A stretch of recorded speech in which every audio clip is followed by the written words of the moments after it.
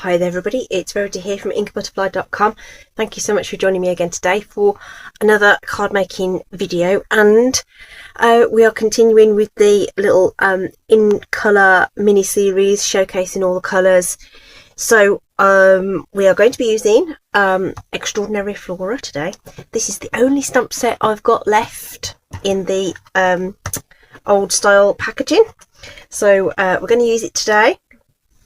To use this large stamp just to create a background rather than die cutting it or anything else. So we're going to use Extraordinary Flora to make a version of this card. So this one uses Berry Burst and Blackberry Bliss and just some nice white heat embossing, and I'm going to show you how to create these ovals. Okay, so that's what we're going to make today.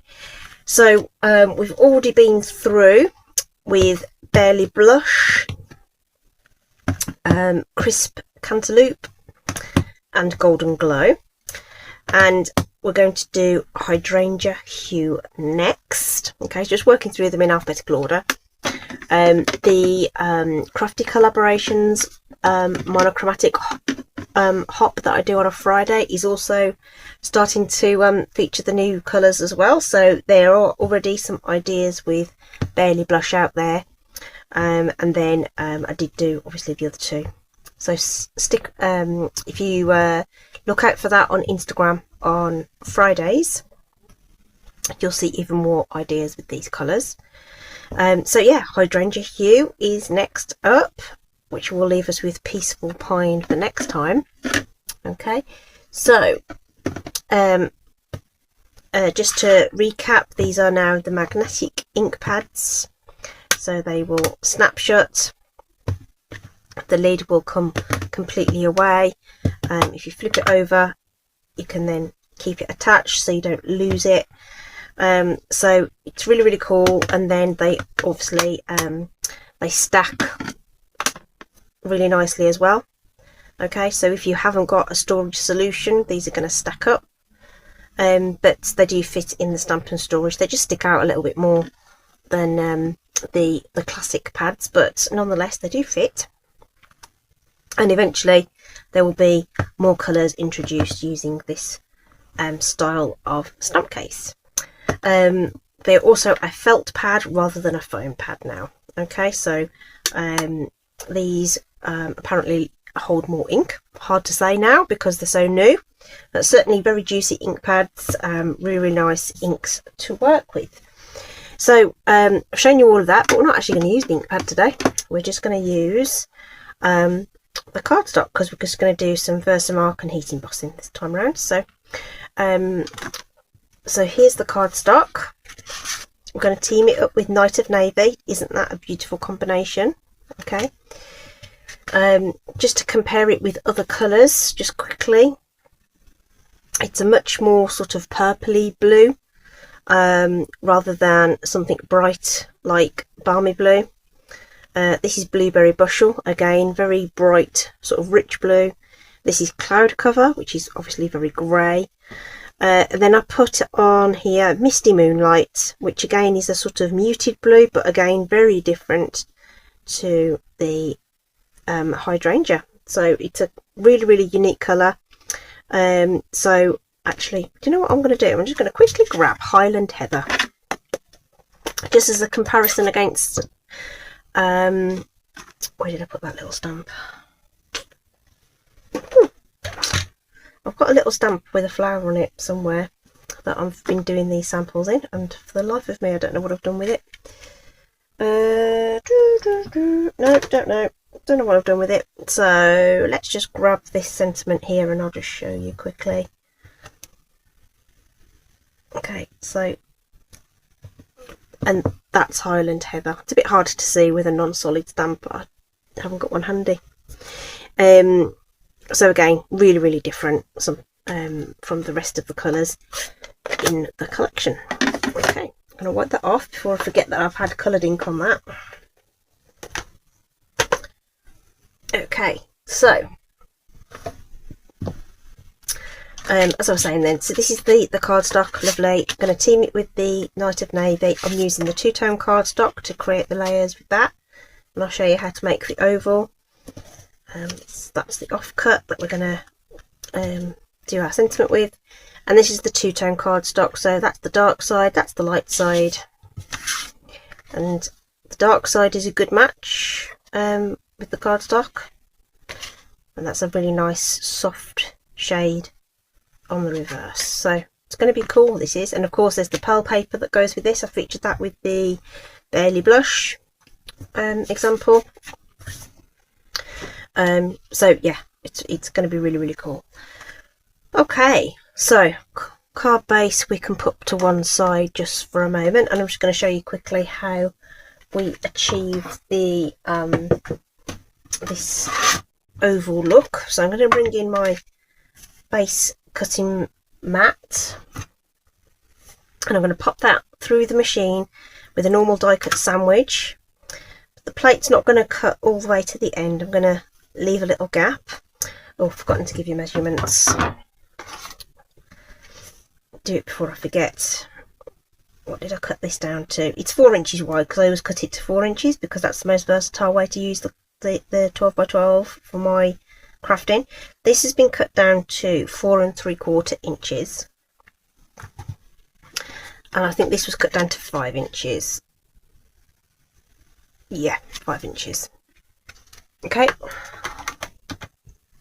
so like I say, we're going to cut it, but we're not going to cut that last bit. So the theory here is that because there's no plate on top, we can't apply pressure to this last bit, so it won't cut, and that's what we want. Okay, so that's what we're going to do. We're just going to roll it through now. The rest of my sandwich is already on the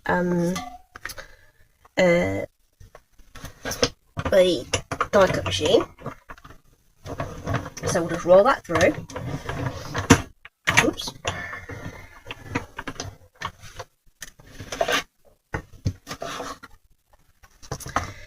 And that will have cut all the way around, but hasn't cut down this bottom bit, okay, which is exactly what we want it to do. So we can just peel away this low tack tape. This is the just some delicate surface decorator tape, okay. And now we're going to flip that die around and lock it back into place. So that stitching really helps with doing this, and obviously just making it fit the edge of that cardstock, but that's locked into those stitched bits there. We can reposition our tape so that it doesn't move, and this time we only want to cut this top section. Okay, so you don't have to offset your plates. What we can do is just pop it through, but actually only roll it to here and back again, and then it won't cut any of this extra bit, and we'll be good to go. So that's 2 ways that you can achieve this sort of partial die cutting method. This is also a handy trick if you want to make something that's slightly longer or even shorter than the original die shape, provided you've got something that you can kind of extend. You need sort of some straight edges or something that will help you, or a repeating edge, so it might be a scallop or something like that, that will help you achieve that. So this is Everyday Arches die set, which I probably forgot to tell you because I was so excited to show you the technique. So I'll just grab the set and tell you which 2 dies these were. So they're next door to each other, so it's if you count from the outside, number 3 and number 4 were the ones that I used. You could probably get away with something a bit bigger, but I wanted it to fit this image without having to stamp it twice. But depends on what you're going for. If you're going for a full background, you might be able to do this with some of the other sizes. Okay, let's pop those out of the way for just a tick.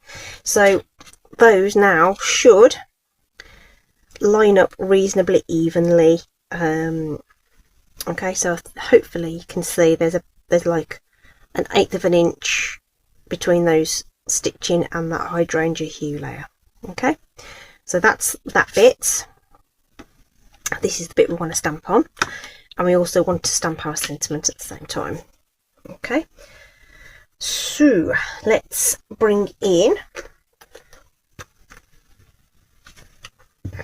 the stamp positioner. Now, because we've got a small piece of cardstock, I'm actually just going to, I've got a little itty bitty dab of seal adhesive on there just to hold that down. Just make sure that's going to line up okay, which it will. We'll flip that over and we will,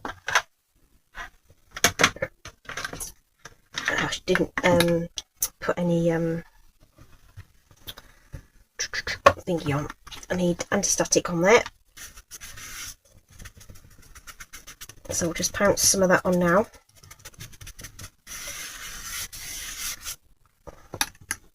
There we go.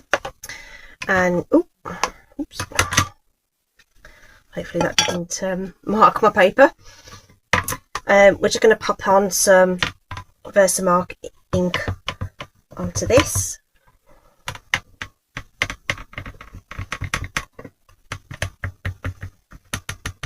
I get that really well covered.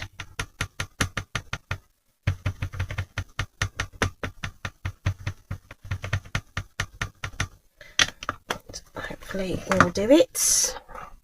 And then if you have your Stampin' Up logo the right way up at the bottom, those holes line up with those pins. You then have it hovering over the top, and then you just need to apply some firm pressure. So a soft cloth will help you sort of rub all over that.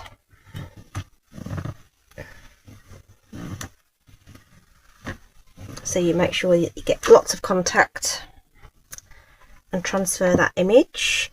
Now I can see in the light that looks alright, I think. So I'm going to lift that up off there, pop that to one side, pop this to one side,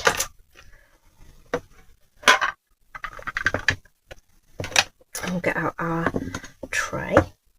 So we're going to want to heat emboss this, but I also want to stamp my sentiments and get all that heat embossed at the same time. I'm trying to make sure I've got a position where I can hold this with my tweezers.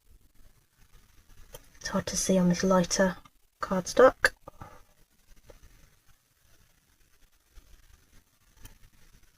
Sorry, bear with me a second. Just got to go with it. Difficult to see. In fact, yeah, let's chuck the powder on now.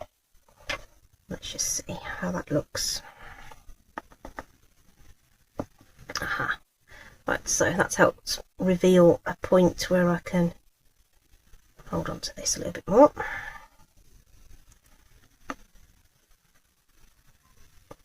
So you want to make sure that's nice and well covered. Nice sharp tap on the back to make sure that's all lovely and good to go for our heat embossing. Okay, but before we pop that away, let's just quickly do the sentiment. So we'll just do Versamark once again. Just use this little With Love. We'll pop it down.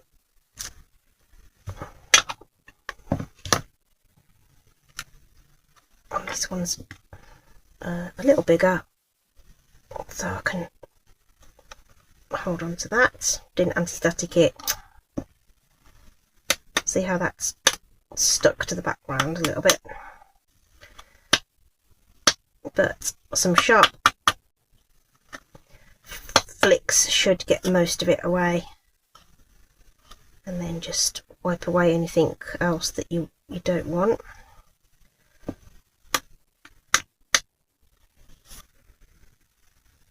I often find that if you sort of tip off, tap and then tip again, you know, it allows the powder just to get into all those little little spaces. We'll pop this away, and then we'll heat set these.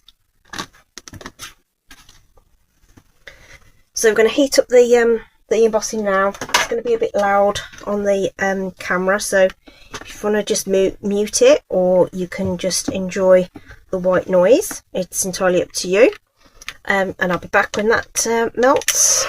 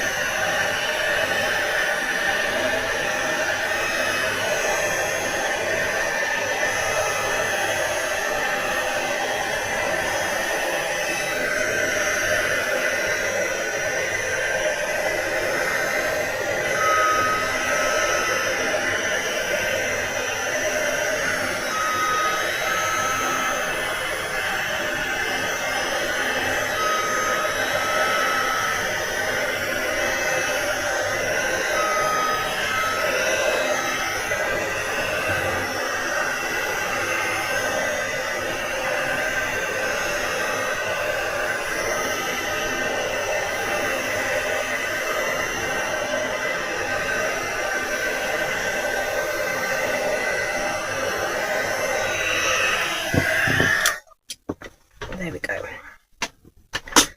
Tried to keep that in shot so that you could see that turning. So it's gone from that dull white powder into this lovely shiny element. Isn't that cool? Okay, so just let that cool down for a little minute, and we will just need to die cut this shape out. So this is the smallest die from those everyday arches. So we'll just run that through super quick. Oh, let's make sure that's straight. It's just moved slightly, so let's just make sure. Been stingy with the tape, so let's just make sure that's going to stay where I want it to.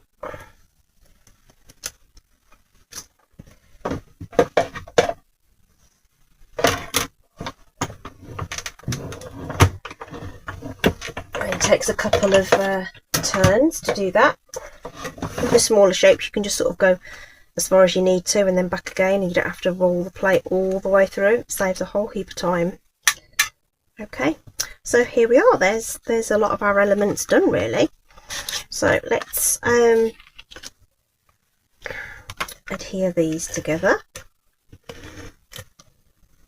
You may want to use some liquid adhesive on this because of the heat embossing can warp the cardstock a little, but just for some speed I'm just going to go with the seal. The liquid adhesive will also give you a little bit of wriggle room so that we can make sure that those borders are exactly where they need to be, but that looks good to me.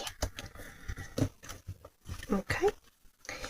And what we didn't do on the what I didn't do on the sample card was I didn't add any twine, so I'm going to do that. So let's cut off some of this. That's our Baker's Twine Essentials. And I'm just going to use a little bit of tape to secure this onto the back. We'll wrap it round and add a little. Ooh. It's extremely hot here today. Everything's a bit sticky. I don't really do well in heat, if I'm honest. Right, so we'll just pop that over like that.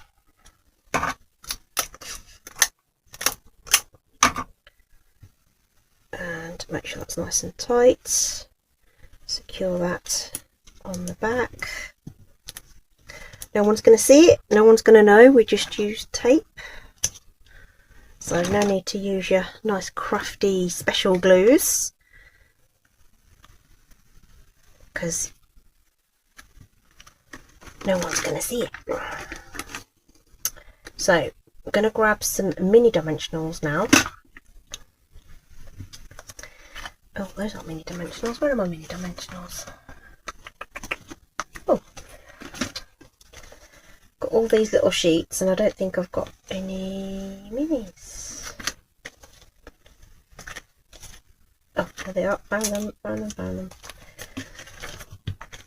There we go. So because this is going to go on over the top of that twine, anything flat's going to be uneven, so I'm going to pop dimensionals across the top and the bottom, and then there's room for that twine to sort of sit in between those, and it'll stick straight, or flat I should say, but still be nice and raised up. And we'll just use just some teeny dabs of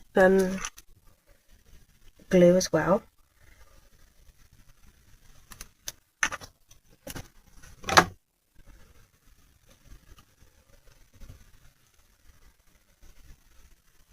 Just nestle that in so it feels like it continues along that line there. I can just press that down.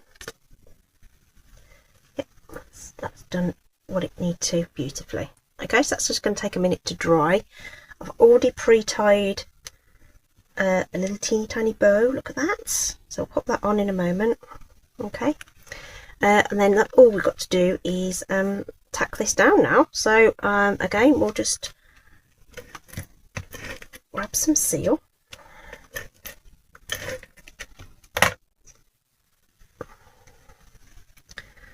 And just get that border, top, bottom, left, right, looking like it's roughly even. That looks about right to me. There we are. Glue dots are our friends when we want to stick down ribbon or twine, so we'll just grab one of those. I'm going to just fold it over and then pick that up, so that we can hide that adhesive a little bit. Ooh, told you everything's still sticky today. Like so. Oh, super cute. And then we just need some embellishment. So I used rhinestones on this one. So we could use some pearls on this one.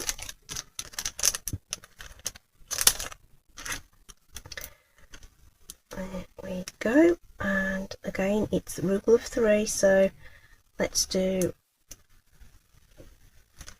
these 2 here, and then we'll pop another one up there just to balance that out a bit. There we go. My project featuring Hydrangea Hue. What a super gorgeous purpley blue. Isn't that nice? Okay, and this is what it looks like in Berry Burst with Blackberry Bliss. This accent colour is Night of Navy. So I hope you've enjoyed that. Okay, so all the links to all the products that I've used today are going to be in the description. Do check it out. There's loads more on my blog. You can get links to the shop in the description as well. Check out Instagram as well, because I share lots of things on Instagram that I don't necessarily put to camera. Okay, so that's it from me. I hope you've enjoyed it, and stay safe, take care, and I'll see you at the next one. Bye bye.